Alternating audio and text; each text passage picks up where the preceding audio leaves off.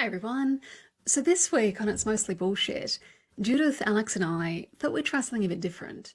We decided to each take a topic we're fired up about and have a bit of a rant about it and try and work out what part of it is mostly bullshit. So my topic is the economy. And before you switch off, I promise this rant won't take very long and hopefully won't be boring.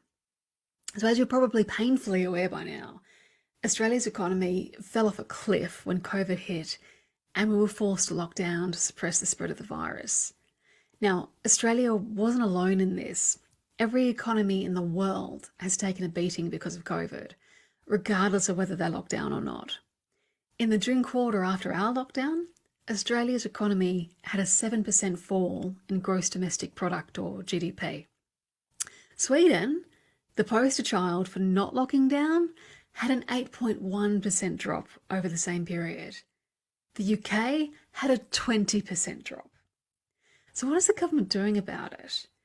They've made some moves in the right direction, with the JobKeeper package supporting lockdown businesses and their employees, and having issued a bonus on top of the job seeker payment formerly known as New Start to the 1.6 million people in this country who are currently unemployed.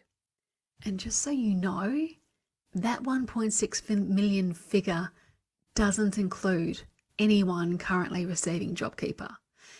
So expect that figure to get a lot worse before things get better. But they're not all the way there yet. This kind of government-funded support for communities runs counter to the Liberal Party's instincts, and we're starting to see those instincts take hold. So Prime Minister Scott Morrison and Treasurer Josh Frydenberg are talking about bringing us out of this recession through a business-led recovery. And that sounds awesome, doesn't it? It brings to mind all of these innovative Australian businesses and their workers chugging away to rebuild the economy, except it's where it's mostly bullshit. What we're in right now is called a demand recession. That means that there's no demand from consumers, that's you and me, in the economy. So what do businesses need in order to be profitable, to grow, and to hire more people? They need customers. They need people to either buy things direct from them or other businesses to buy things from them.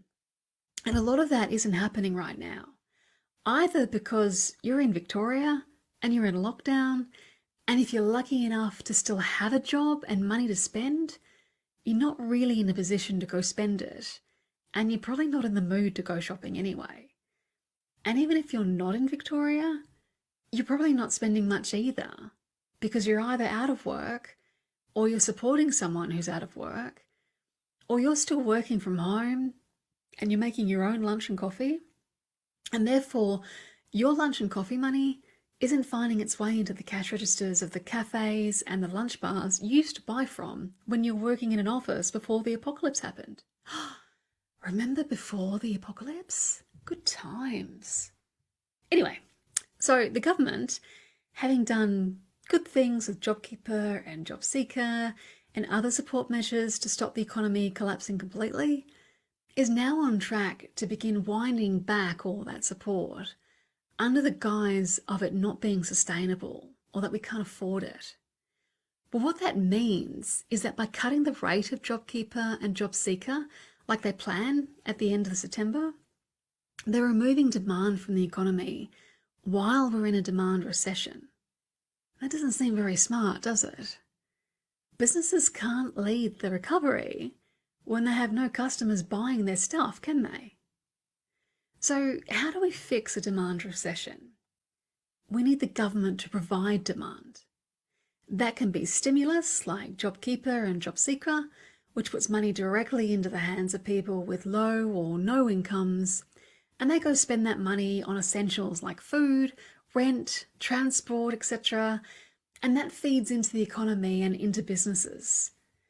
It can be government creating work for businesses on a large scale, like big infrastructure projects, or better yet, smaller, faster projects like building social housing. Anything that gets money moving in the economy helps. And before you ask, yes, this generally means the government's going to go into debt. And I know that governments of all stripes have been telling you for the last 40 years that government debt is terrible and catastrophic and we're all doomed if we're in debt. But to be honest, that's mostly bullshit too. Australia is a country that issues its own currency, and therefore we're never going to go broke. The banks are never going to come and repossess the country. Provided that inflation doesn't get out of control, Australia's debt is totally manageable. What's not manageable is millions of people out of work, millions of people's savings wiped out, millions of people's houses repossessed because they couldn't pay their mortgages, millions of people's livelihoods lost. Some of the 1.6 million people out of work right now will never find work again in their lifetimes. There is a massive human cost to a recession. Politicians can carry on about the horrors of government debt incurred in a recession all they like, but one way or another, we pay for it. We either pay for it as a nation by creating government debt and spending our way out of the recession, or we pay for it personally by losing jobs, losing savings, losing houses, losing our dreams and our opportunities. Given the choice, I think you'd agree with me that the nation incurring debt that it can pay down when the economy is growing strongly again is a better outcome than millions of lives being destroyed. Now, I want the government to succeed in getting us out of this recession. But at the moment, and keep in mind that this isn't even the end of the beginning of all this, I'm not confident they're willing to do what's required. And that will affect all of us.